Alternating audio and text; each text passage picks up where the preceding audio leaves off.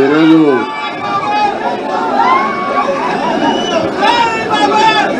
మొట్టమొదటిసారిగా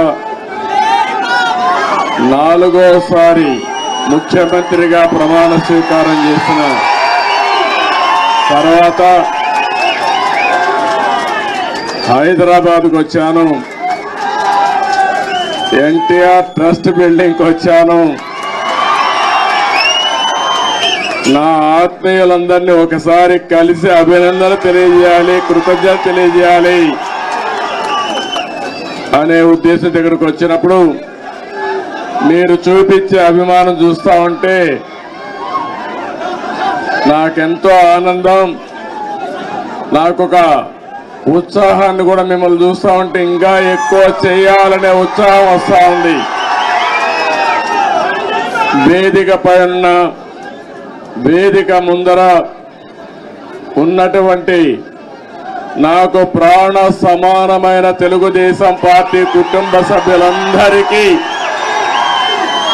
పేరు పేరున మనస్ఫూర్తిగా నమస్కారాలు, అభినందనలు. ఈరోజు ఇక్కడ మొన్న ఎలక్షన్ లో కూడా మనం పోటీ చేయలేదు, కానీ కార్యకర్తలు చూస్తే ఎక్కడి నుంచి వచ్చారో నాకు తెలియదు, కానీ ఇంత పెద్ద ఎత్తున రాగలిగారంటే అది తెలుగుదేశం పార్టీ బలం. నేను వచ్చింది మీ అందరికి కూడా, మీరందరూ ప్రత్యక్షంగా పరోక్షంగా నా గెలుపు కోసం పనిచేశారు ఆంధ్రప్రదేశ్లో. అలాంటి మీ అందరికి కూడా ధన్యవాదాలు, కృతజ్ఞతలు. ఒక్క విషయం మనం గుర్తుపెట్టుకోవాలి, మహానాయకుడు యుగ పురుషుడు నందమూరి తారక రామారావు గారు తెలుగుదేశం పార్టీ పెట్టింది ఈ గడ్డపైనే. ఆ రోజు ఆయన ఆలోచించింది ఏదో రాజకీయాల కోసం రాలేదు, లేకుంటే రాజకీయాల్ని అధికారం కోసం వచ్చి ఉపయోగించుకోవని రాలేదు. తెలుగు జాతికి అన్యాయం జరిగింది, నా జాతిని కాపాడుకోవాలని ఏకైక లక్ష్యంతో ఎన్టీ రామారావు గారు వచ్చారు. పార్టీ పెట్టిన విధానం కూడా మీరు చూశారు. ఎమ్మెల్యే క్వార్టర్లో ఆ రోజు ఏ విధంగా అయితే 10 మందిని కలవడానికి వచ్చాడు, వస్తే పెద్ద ఎత్తున ప్రజలు వస్తే అప్పటికప్పుడే తెలుగుదేశం పార్టీని నామకరణం చేసి అనౌన్స్ చేశాడు. ఈ రోజు కూడా నేను చూస్తున్నా మిమ్మల్ని చూస్తా ఉంటే మళ్ళీ తెలంగాణ గడ్డ పైన తెలుగుదేశం పార్టీకి పూర్వ వైభవం వస్తుంది.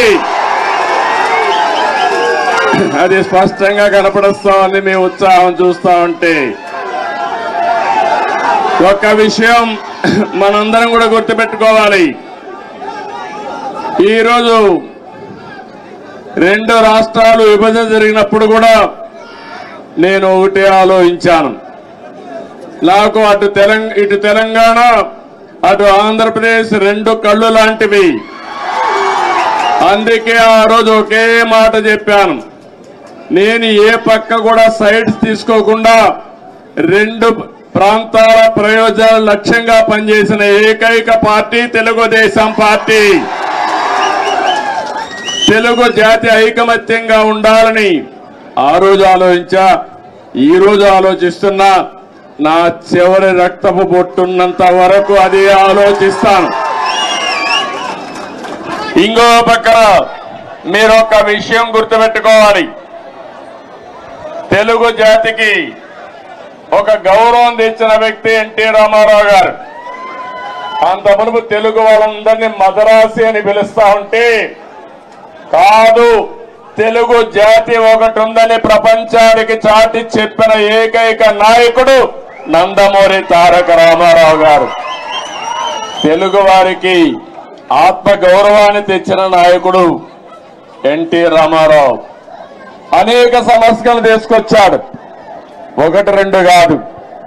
ఒకప్పుడు తెలంగాణలో అయితే కరణం మున్సబులు పటేల్ పట్వారీ విధానం భయంకరంగా ఉంటే రద్దు చేసిన తర్వాత ఈ ప్రాంత ప్రజానీకం మాకు స్వాతంత్రం వచ్చిందని పండగ చేసుకున్న సందర్భం అది.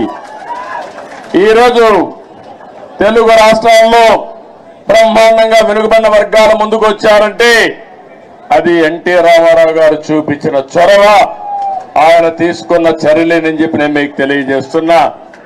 అనేక పరిపాలనా సంస్కరణలు తీసుకొచ్చారు. మొట్టమొదటిసారిగా దేశంలోనే సంక్షేమానికి నాంది పలికిన ఏకైక నాయకుడు నందమూరి తారక రామారావు గారు అని చెప్పి కూడా నేను మీకు తెలియజేస్తున్నా. ఆ తర్వాత ఈరోజు మనం పార్టీలో చూస్తా ఉంటే ఎక్కడ చూసినా 20 ఏళ్ళయింది అధికారం పోయి 2004, ఈరోజు 2024 అధికారం పోయిందే గాని మీలో పట్టుదల తగ్గలేదని చెప్పి నేను మీకు తెలియజేస్తున్నా. రోజు రోజుకు అభిమానం పెరుగుతా ఉంది. కొంతమంది నాయకులు పోయారు కానీ కార్యకర్తలు మాత్రం పోలేదు.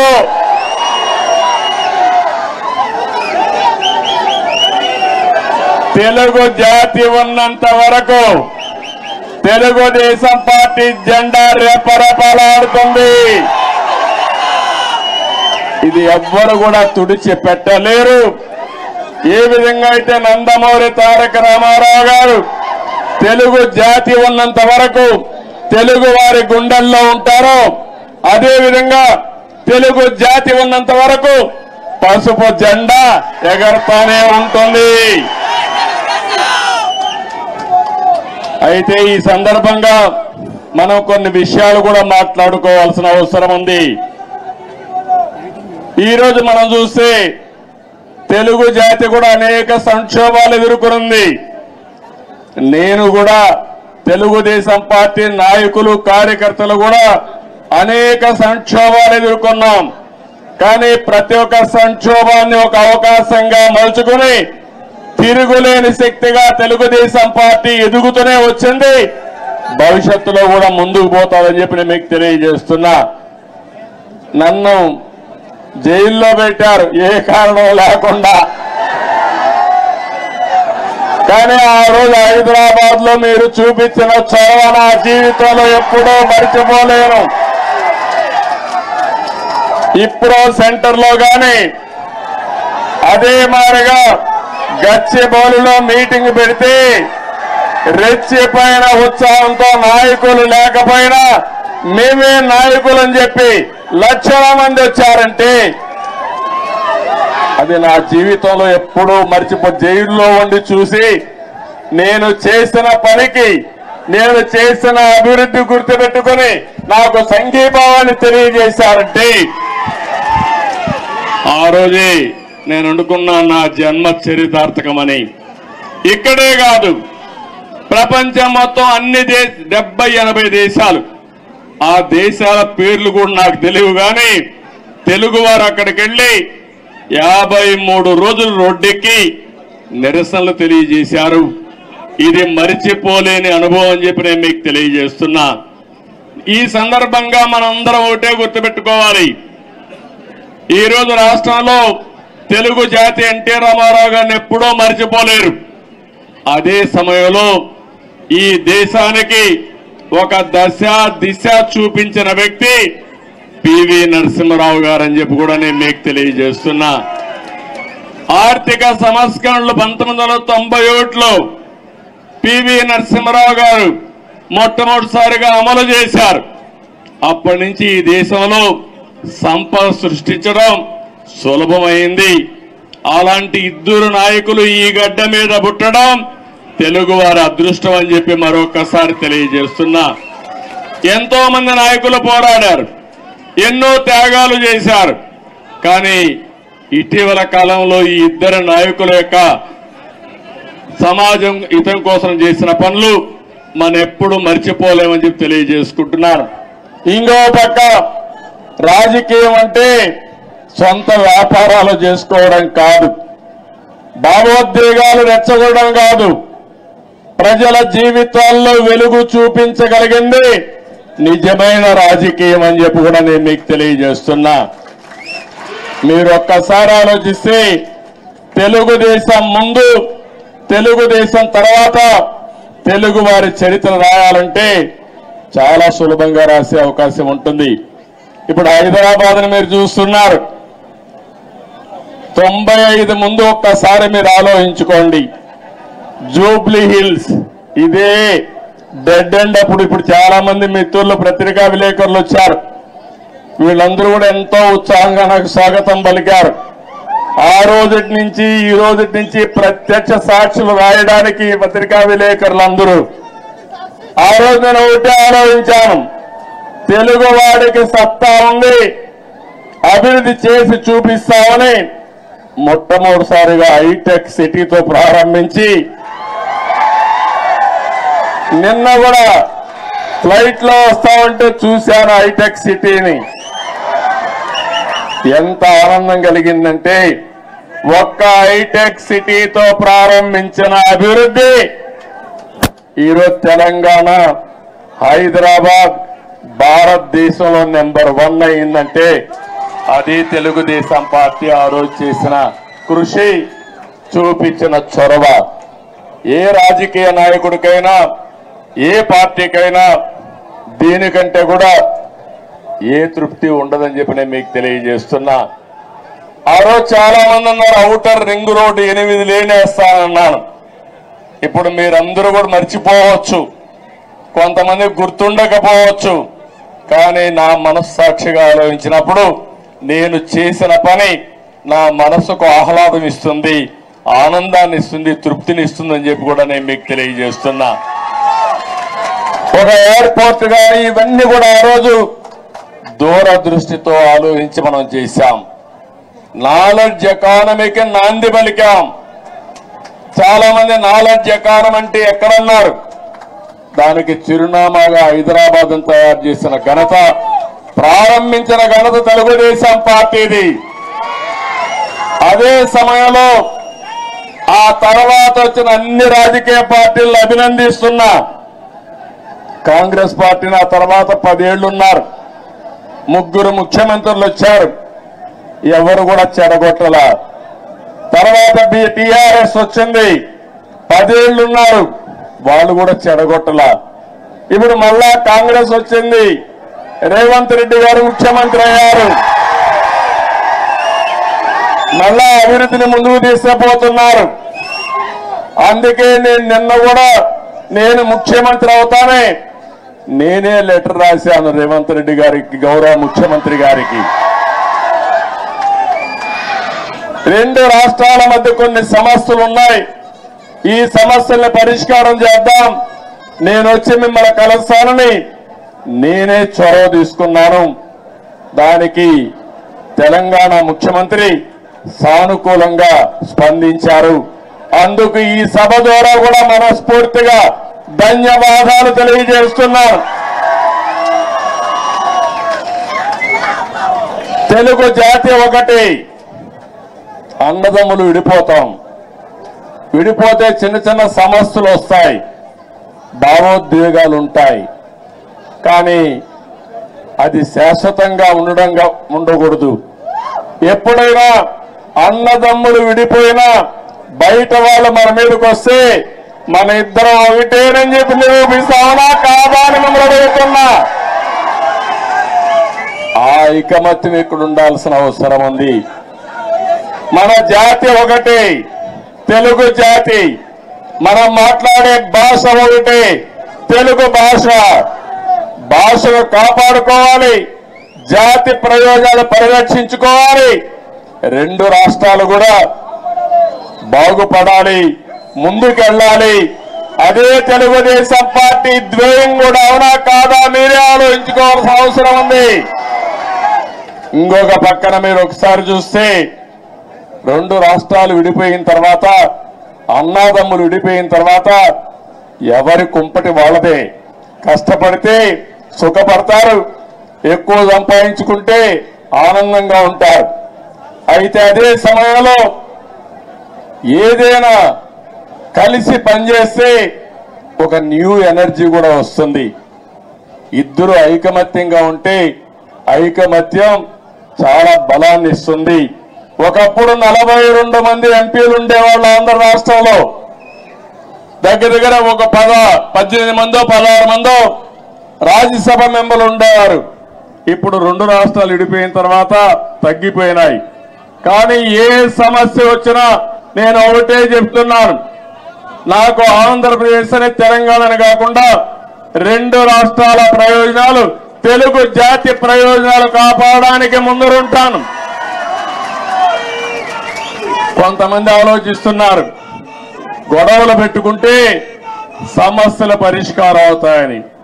గొడవలు పెట్టుకుంటే నీళ్లు రావు, సమస్యల పరిష్కారం కావు, అభివృద్ధి జరగదు.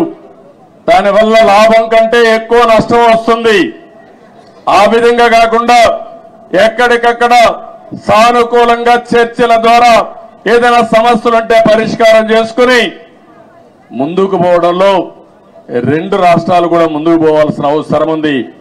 ఇంకొక విషయం కూడా మనం గుర్తుపెట్టుకోవాలి, 2 రాష్ట్రాల్లో మనోభావాలు ఉన్నాయి. ఒకప్పుడు సమైక్య ఆంధ్రప్రదేశ్ లో కూడా తెలంగాణలో ఒక మనోభావాలు ఉండేటివి, రాయలసీమలో ఇంకొక విధంగా ఆలోచించేవాళ్ళు, ఉత్తరాంధ్ర ప్రజానీకం ఒక విధంగా ఆలోచించేవాళ్ళు. దానికి కారణం ఎక్కడికక్కడ సమస్యలు, అక్కడుండే ప్రత్యేకమైన పరిస్థితులు ఉంటాయి. కానీ ఈ రోజు కూడా సమస్యలుంటాయి, మనోభావాలుంటాయి. అందరి మనోభావాలు గౌరవిస్తూనే ఎక్కడికక్కడ ఐకమత్యంగా పోయి ఇచ్చిపుచ్చుకునే ధోరణిలో సమస్యలు పరిష్కారం చేసుకోగలిగితే దానికంటే ఇంకొకటి ఉండదని చెప్పి కూడా నేను మీకు తెలియజేస్తున్నా. ఇంకొక విషయం కూడా ఇక్కడ కూడా మీరు చూస్తున్నారు, ఈరోజు ఇక్కడ కాంగ్రెస్ ప్రభుత్వం ఉంది, ఆంధ్రప్రదేశ్ లో ఎన్డీఏ ప్రభుత్వం ఉంది. 2 ప్రభుత్వాలు ఇవి. అలాంటప్పుడు ఒకరికో ఒక ఆలోచనలు ఉంటాయి, సిద్ధాంతపరంగా కొన్ని ఆలోచనలు ఉంటాయి. కానీ ఏ ఉన్నా తెలుగు జాతి ప్రయోజనాలు వచ్చినప్పుడు మాత్రం అందరం కలిసి పనిచేసుకోవాల్సిన అవసరం ఉందని చెప్పి కూడా నేను మీకు తెలియజేస్తున్నా. ఆ దిశగానే నిన్న చర్చలు జరిగాయి. ఆ చర్చలు చాలా వరకు ముందుకు తీసుకుపోతాయని కూడా నేను ఆశిస్తున్నా. కొంతమంది ఆలోచిస్తున్నారు, ఆ ఆలోచనలు మంచివి కాదు. నేను ఒకటే చెప్తున్నా, ఆ రోజు కూడా ఇన్ని జరిగితే చాలా మంది చాలా విషయాలు మాట్లాడితే నేను చేసిన అభివృద్ధిని కూడా కొంతమంది వక్రీకరించి మాట్లాడారు. కొంతమంది అన్నారు, నువ్వు మొత్తం హైదరాబాద్ నే అభివృద్ధి చేశావు కాబట్టి రాష్ట్రం విడిపోయిందని కూడా శాపనార్థాలు పెట్టిన వాళ్ళు కొంతమంది ఉన్నారు నా మీద. నేను ఒకటే చెప్పాను, ఆ రోజు కానీ ఈ రోజు కానీ, ముందు ఒక ప్రాంతం అభివృద్ధి కావాలి, అది రాజధానితో ప్రారంభమవుతుంది, అది చివరికి మారుమూల ప్రాంతాలకు కూడా స్ప్రెడ్ అవుతుందని చెప్పి ఆ రోజు చెప్పా. ఆ విషయం చాలా మంది మర్చిపోయి అనేక విధాలుగా మాట్లాడే పరిస్థితికి వచ్చారు. ఈ రోజు ఒక్క ఉదాహరణ చెబుతున్నాను మీ అందరికీ. తెలంగాణ ఆంధ్రప్రదేశ్ రాష్ట్రాలు 2 రాష్ట్రాలుగా విడిపోయాం. విడిపోయిన తర్వాత 10 సంవత్సరాల సుదీర్ఘ పరిపాలన 2 రాష్ట్రాల్లో జరిగింది. అనేక రాజకీయ మార్పులు చేర్పులు కూడా వచ్చాయి. మీరు చూస్తే నేను ముఖ్యమంత్రి అయినప్పుడు మొట్టమొదటిసారిగా 2014లో రాష్ట్రం విడిపోయినప్పుడు తెలంగాణ ఆంధ్రప్రదేశ్ తలసరి ఆదాయం 35% వ్యత్యాసం. అంటే తెలంగాణ 35% తలసరి ఆదాయం ఎక్కువ ఉంది. దానికి కారణం హైదరాబాద్ నగరం. అయితే నేను బాగా కష్టపడి 2019 నుంచి 24 వరకు కష్టపడితే, 14 నుంచి 19 వరకు కష్టపడితే ఆ వ్యత్యాసాన్ని 27.5%కి తగ్గించాను. అంటే 35 నుంచి 27.5 అంటే 7.5%కి తగ్గింది. మళ్ళా ఒక ప్రభుత్వం వచ్చింది, విధ్వంస ప్రభుత్వం వచ్చింది. 5 ఏళ్లు ఇష్టానుసారంగా చేశారు. ఈ రోజు ఎంతవరకు పోయిందంటే 44% పెరిగిపోయింది. అంటే మీరందరూ గుర్తుపెట్టుకోవాలి, కొండ వాళ్ళందరూ కూడా, విభజన వల్ల జరిగిన నష్టం కంటే పాలన వల్ల 5 సంవత్సరాలు అక్కడ నష్టం జరిగే పరిస్థితి వచ్చింది.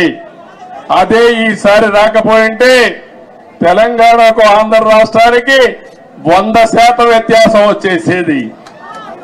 కానీ ఒకటే నేను కోరుకుంటున్నా, తెలంగాణ ఒక స్థాయికి వచ్చింది. దేశంలోనే మీరు ఒక్కసారి ఆలోచిస్తే హైయెస్ట్ పర్ క్యాపిటల్ ఇన్కమ్ ఉండే రాష్ట్రం తెలంగాణ రాష్ట్రం. పెద్ద రాష్ట్రాల్లో 3,08,732 రూపాయలు తలసరి ఆదాయం గుజరాత్ కంటే ఎక్కువైంది, మహారాష్ట్ర కంటే ఎక్కువైంది, కర్ణాటక కంటే ఎక్కువయ్యే పరిస్థితి వచ్చింది. ఇప్పుడు ఆంధ్రప్రదేశ్ చూస్తే 2,19,518. ఏదైతే ఈరోజు నేను ఒకటే ఆశిస్తున్నాను, తెలంగాణ ఒక మంచి బేస్ వచ్చింది. దీన్ని నెక్స్ట్ లెవెల్కు తీసుకుపోవడానికి ఇక్కడ పాలకులకు అవకాశం ఉంది. ఆంధ్రప్రదేశ్ ఇబ్బందుల్లో ఉంది.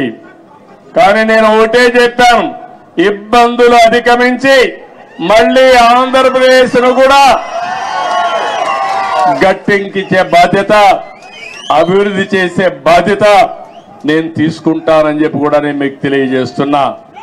నా ఆలోచన ఒకటే, ఒక్క విషయం మీరందరూ గుర్తుపెట్టుకోవాలి.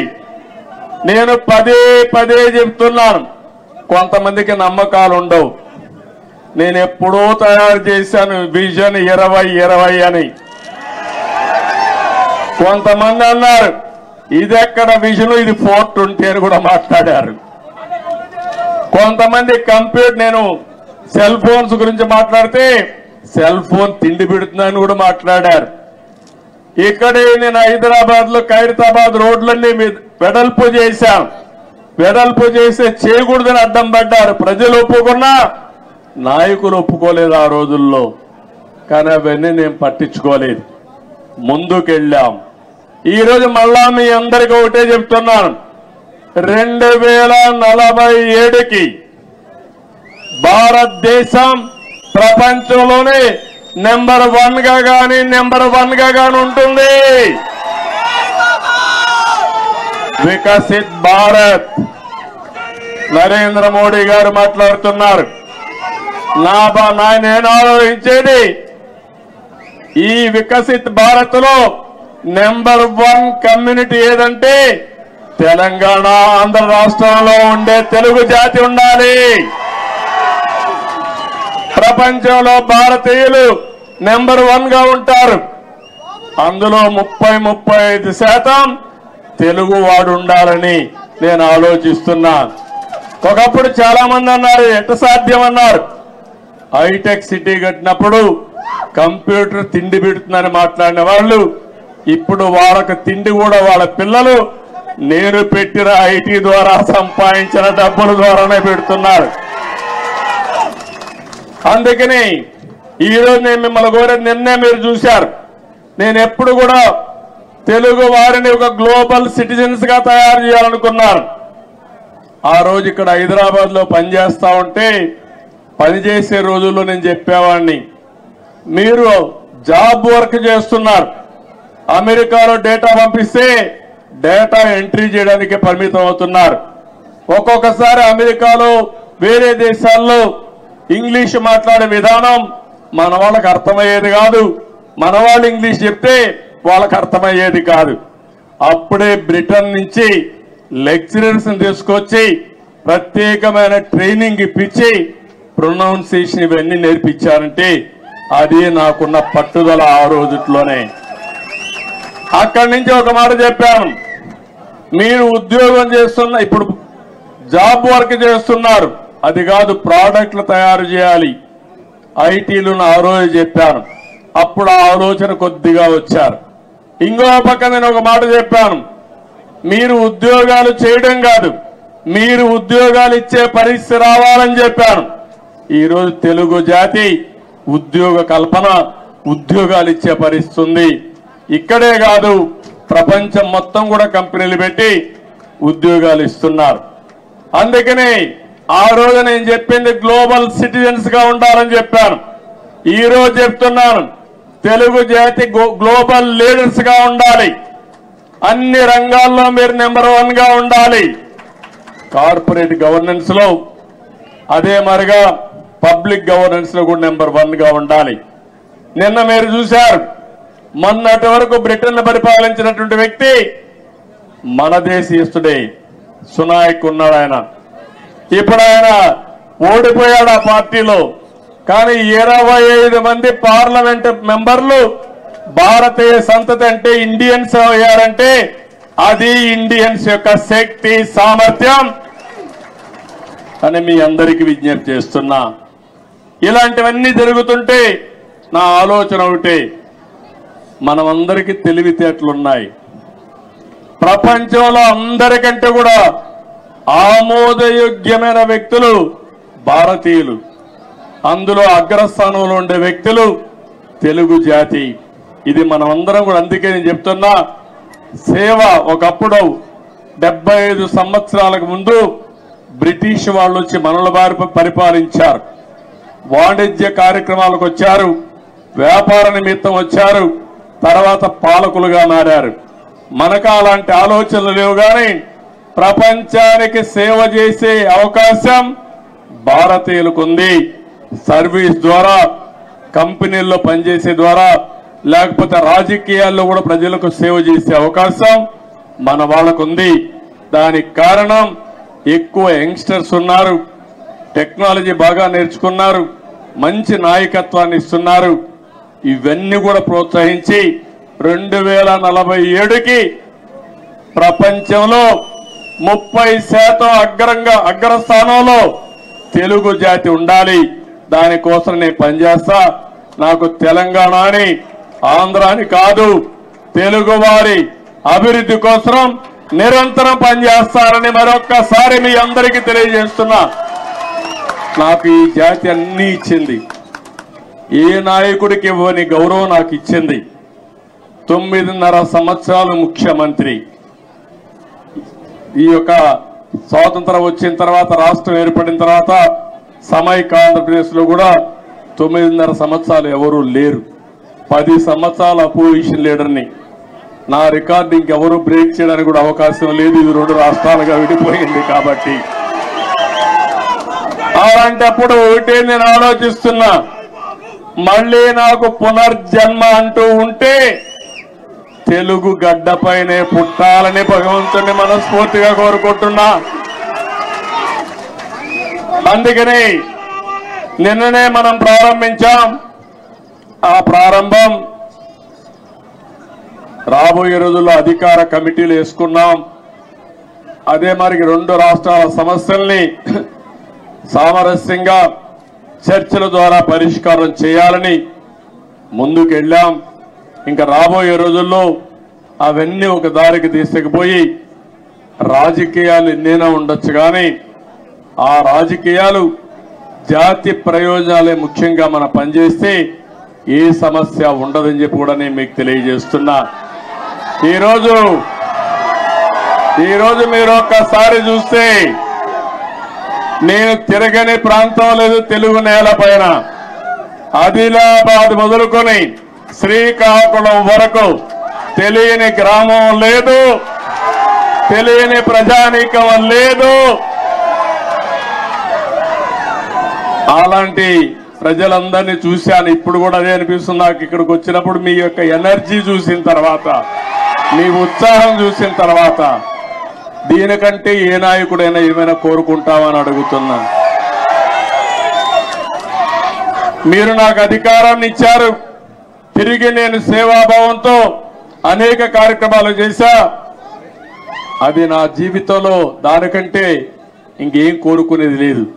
కానీ నేను ఒకటే చెప్తాను, నా జీవితం ఉన్నంత వరకు, చివరి రక్తపు బొట్టు ఉన్నంత వరకు ప్రజలకు ఏం చేయాలో అవన్నీ చేస్తానే ఉంటాను. ఇప్పుడు నేను ఆలోచించే విధానం మీరు చూస్తే రాబోయే 30 ఏళ్లలో ఏం జరుగుతుందో ఇప్పుడే ఊహించి దానికి ఒక విజన్ తయారు చేసుకుని ముందుకు పోవాలనేది నా మనస్తత్వం. అందుకే ఈ సందర్భంగా నేను మిమ్మల్ని అందరినీ ఒకటే కోరుతున్నా. మీ తెలంగాణలో మా తమ్ముడు ఇప్పుడే చెప్తున్నాడు, మొన్న ఆంధ్రప్రదేశ్లో ఎన్నికలు వచ్చాయి. ఎన్నికలు వస్తే నేను వినూత్నంగా ఆలోచించాను. ఈసారి అందరినీ సీనియర్స్నే కాకుండా యంగ్స్టర్స్ తీసుకొచ్చాను. రీస్ట్రక్చరింగ్ ప్రారంభించారు. యువకుల్ని, ఉత్సాహవంతుల్ని, చదువుకున్న వాళ్ళని సామాజిక న్యాయమే ధ్యేయంగా పెట్టుకుని అందరినీ మంచి వ్యక్తులు తీసుకొచ్చాను. ఆ యొక్క ఇది మీరు చూస్తే బ్రహ్మాండంగా ప్రజలు కూడా బ్రహ్మరథం పట్టారు. తెలుగుదేశం చరిత్రలో ఇంత పెద్ద విజయాన్ని నేను ఎప్పుడూ చూడలేదు.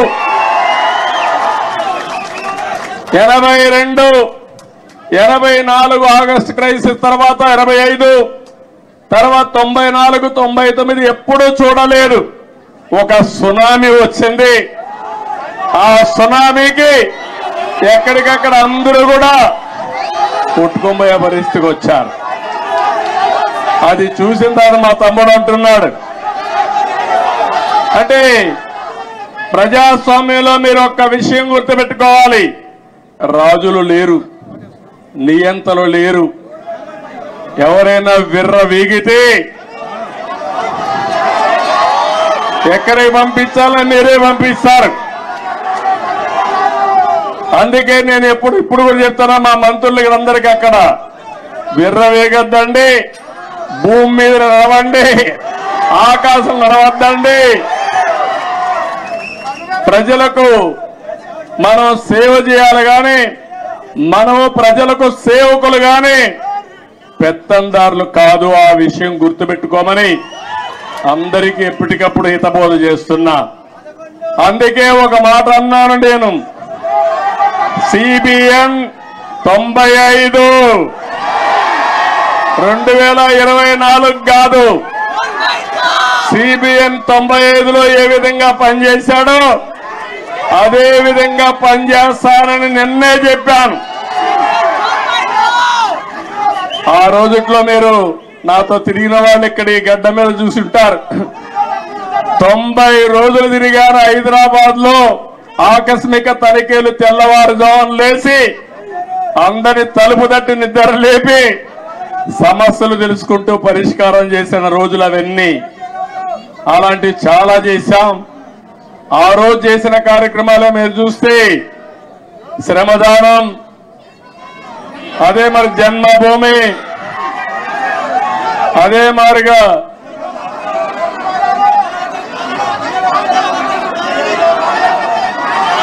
ఒకటి రెండు కాదు, నేను చేసిన ప్రోగ్రాలు మీరే ఎక్కువగా మాట్లాడుతున్నారు. ఆ రోజు పరిపాలన ఒక ఉద్యమ స్ఫూర్తితో తీసుకుపోయినా అవునా కాదా అని అడుగుతున్నా. కొత్త కొత్త ఆలోచనలు చేశాం. ఆ ఆలోచనల్ని ఎక్కడికక్కడ అమలు చేశాం. నన్ను అడిగారు, నేను సైబరాబాద్ అంటే కొంతమంది నన్ను ఎగతాళి చేశారు, ఏంటిది కొత్త విషయం మాట్లాడుతున్నామని. ఆ రోజు సికింద్రాబాద్, హైదరాబాద్ ఉంది. నేను ఆలోచించాను ఏ పేరు బాగుంటుందని.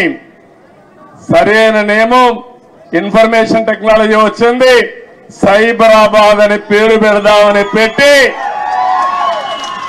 కడాన అమెరికా అధ్యక్షుడు బిల్ క్లింటన్ పిలిపించినప్పుడు నామకరణం చేశాం. మన టెక్నాలజీ ఆయన చూసి ఆ రోజుల్లోనే ఆశ్చర్యపోయాడు, ఒక హైదరాబాద్ లో టెక్నాలజీ ఇంత అడాప్ట్ చేసుకున్నారని. అది నా స్వార్థం కోసమో కొంతమంది స్వార్థం కోసం కాదు, జాతి ప్రయోజనాల కోసం మనం చేయడం జరిగింది. ఇక్కడుండే నాయకులందరికీ మీ అందరికీ ఒకటే చెప్తున్నాను, 20 ఏళ్లుగా అపోజిషన్ లో ఉన్నాం. తెలంగాణలో కూడా తెలుగుదేశం పార్టీ ఉండాలనా లేదా అని మిమ్మల్ని అడుగుతున్నా.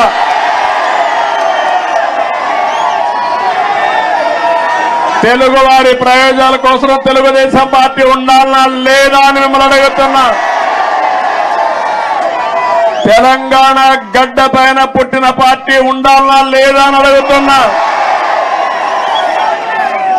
తప్పకుండా ఇక్కడ పార్టీ కోసం పనిచేసిన కార్యకర్తలు ఉన్నారు. తొందరలోనే పార్టీని రీస్ట్రక్చరింగ్ చేస్తాం.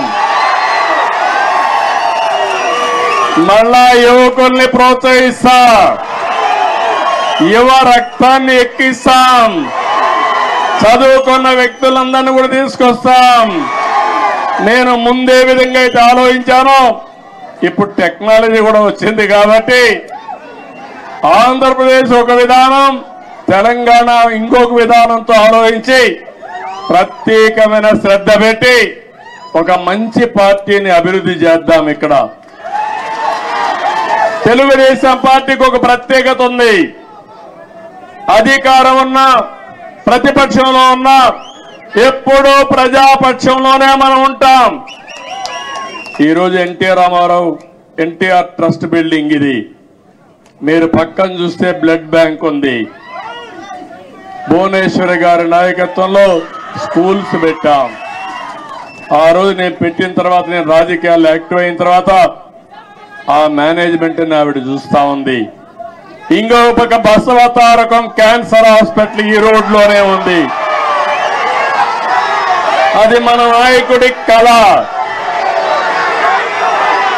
ఆ రోజు ఆయన ఆలోచించాడు, ఎవరైతే మా అత్తగారు క్యాన్సర్ తో చనిపోతే ఇంకొకరి మారిగా చనిపోకూడదని ఆలోచించి క్యాన్సర్ హాస్పిటల్ ప్రారంభించాడు. చేయాలని ఆలోచన వచ్చింది. తర్వాత నేను ముఖ్యమంత్రి అయిన తర్వాత దాన్ని అభివృద్ధి చేశాను. ఇప్పుడు బాలకృష్ణ గారి ఆధ్వర్యంలో బసవతారకం క్యాన్సర్ హాస్పిటల్ ఈ ప్రాంతంలో ఎనలేని సేవలు అందిస్తున్నారు. ఒక ఇన్స్టిట్యూషన్ పెడితే ఎప్పుడు కూడా మీరు ఒక్కసారి గుర్తుపెట్టుకోండి, తెలుగుదేశం పార్టీ ఒకే ఆలోచన. ఆ ఆలోచన ఏ విధంగానైనా సరే ప్రజలకు సేవ చేయాలన్న ఆలోచన తప్ప పెత్తనం చేయాలని కాదనే విషయం మరొక్కసారి మీ అందరికీ గుర్తు చేస్తున్నా. అది ట్రస్ట్ కావచ్చు, రాజకీయ పార్టీ కావచ్చు, ఇవన్నీ కూడా ఆలోచిస్తాం. నేను కూడా పార్టీని రీస్ట్రక్చరింగ్ చేస్తాం, యువకుల్ని ప్రోత్సహిస్తా, ఉత్సాహవంతుల్ని గౌరవిస్తా. మళ్ళీ ఇప్పుడు నేను వేసే ఫౌండేషన్ ఒక 30-40 సంవత్సరాల వరకు పనిచేసే సమర్థమైన నాయకత్వాన్ని తయారు చేసుకుందాం, పార్టీని ముందుకు తీసుకుపోదాం. ఈ సందర్భంలో మీరు చూశారు, ఆంధ్రప్రదేశ్ రాష్ట్రంలో కూడా నేను ఎన్ని ఇబ్బందులున్నా పవన్ కళ్యాణ్ గారు కూడా ముందుకొచ్చి ప్రభుత్వం వ్యతిరేక ఓటు చీలకూడదు, అందరం కలిసి ఒకటిగా ఉందామని నాంది పలికి నేను జైల్లో ఉన్నప్పుడు బేషరత్తుగా వచ్చి తెలుగుదేశం పార్టీతో పొత్తు పెట్టుకుంటామని చెప్పి పొత్తు పెట్టుకున్న వ్యక్తి పవన్ కళ్యాణ్ గారు అని చెప్పి కూడా నేను మీకు తెలియజేస్తున్నా. ఆ తర్వాత బీజేపీ కూడా ముందుకొచ్చి ముగ్గురం కలవాలి, ఆ రాష్ట్రాన్ని పునర్నిర్మాణం చేయాలని చెప్పి ఆలోచించాం. ఇవన్నీ కలయికలు బాగా పనిచేశాయి. అన్నింటికంటే యువగళం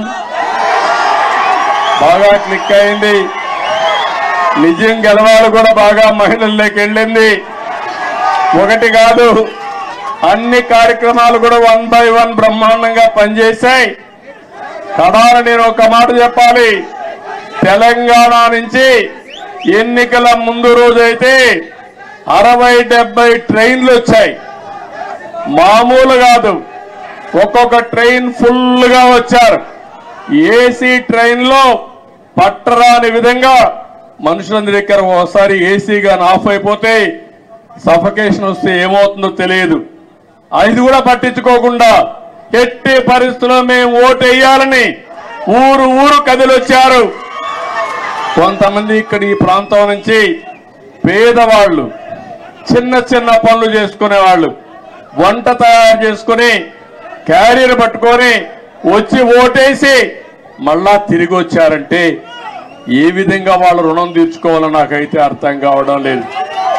చాలా మంది ఎన్ఆర్ఐలు అమెరికా నుంచి, ఆస్ట్రేలియా నుంచి, ఆఫ్రికా నుంచి, వివిధ దేశాల నుంచి లక్షల రూపాయలు ఖర్చు పెట్టుకుని ఒక ఓటేసిపోయారంటే, కొన్ని నెలలు ఇక్కడే ఉండి గ్రామాల్లో తిరిగి పనిచేశారంటే వాళ్ళందరి రుణం తీర్చుకోవాల్సిన అవసరం ఉంది. అందరి కలయిక, అందరూ కలిసి పనిచేయడమే. మొన్న రాష్ట్ర ఎన్నికల్లో ఒక సునామీ వచ్చింది. ఈ సునామీ మా తమ్ముళ్ళు చెప్పినట్టు సైకోనే కాదు, అక్కడ భూతం ఉంది. నేను ఎవరిని రమ్మని అడిగితే వాళ్ళు అంటున్నారు, మీరు బాగానే ఉంది, మీ మీద మాకు నమ్మకం ఉంది, మీకు ట్రాక్ రికార్డు ఉంది, కానీ మీ రాష్ట్రంలో ఒక భూతం ఉంది. ఒకవేళ వస్తే మళ్ళీ మీ ప్రజలు ఎప్పుడైనా ఆలోచిస్తే మళ్ళా ఆ భూతం ముందుకు వస్తే మేమేమవుతామని అడిగే పరిస్థితికి వస్తున్నారు. నేను చెప్పాను, ఆ భూతాన్ని పూర్తిగా భూస్థాపితం చేసే బాధ్యత తీసుకుంటాం. రాష్ట్ర ప్రయోజనాలే ధ్యేయంగా పనిచేస్తాం. ఆ రాష్ట్రంలో మీరు చూస్తే రాజకీయాల్లో అర్హత లేని వ్యక్తులు రాజకీయాల్లోకి వస్తే ఏం జరుగుతుందో దానికి నిదర్శనం మొన్న 5 సంవత్సరాలు.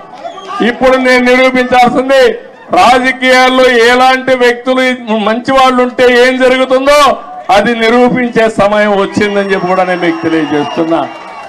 ఎక్స్పెక్టేషన్స్ ఎక్కువగా ఉన్నాయి. ఆకాశంలో చాలా మంది ఈ రోజే అయిపోవాలని కూడా ఆలోచిస్తున్నారు. కానీ అక్కడ ఖజానా చూస్తే ఖాళీ అయిపోయింది. పనిచేసే వ్యక్తులు కూడా లేరు. అన్ని సమస్యల సుడిగుండంలో ఉన్నాం. పర్వాలేదు, భగవంతుడు ఎప్పుడు నాకు ఒక ధైర్యాన్ని ఇస్తాడు. ఎప్పుడు కూడా సంక్షోభంలో అవకాశాలు వెతుక్కోవడం నా నైజం. తప్పకుండా మళ్ళా అలాంటి అవకాశాలు ఎదుర్కొని ఎక్కడికక్కడ ముందుకు పోతాం. 95లో అదే జరిగింది. హైదరాబాద్ లో కూడా ఆ రోజు జీతాలు ఇవ్వలేకపోయా. 2004 కంత బెస్ట్ ఎకానమీగా తయారు చేశాం. కష్టాలు తెలిసిన పార్టీ తెలుగుదేశం పార్టీ, ప్రజల ఇబ్బందులు తెలిసిన పార్టీ తెలుగుదేశం పార్టీ. ఇవన్నీ చేస్తామని చెప్పి తెలియజేసుకుంటూ మరొకసారి మీ అందరినీ మనస్ఫూర్తిగా అభినందిస్తున్న ఇక్కడ మీడియా కూడా ఉన్నారు.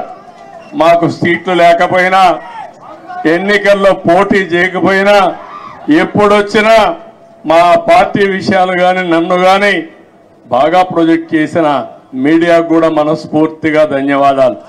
ఇక్కడ కూడా కొన్ని ఉంటాయి, మీడియాలో కూడా బాధ లేదు. ఏది వాస్తవం అవి చెప్తే సరిపోతుంది.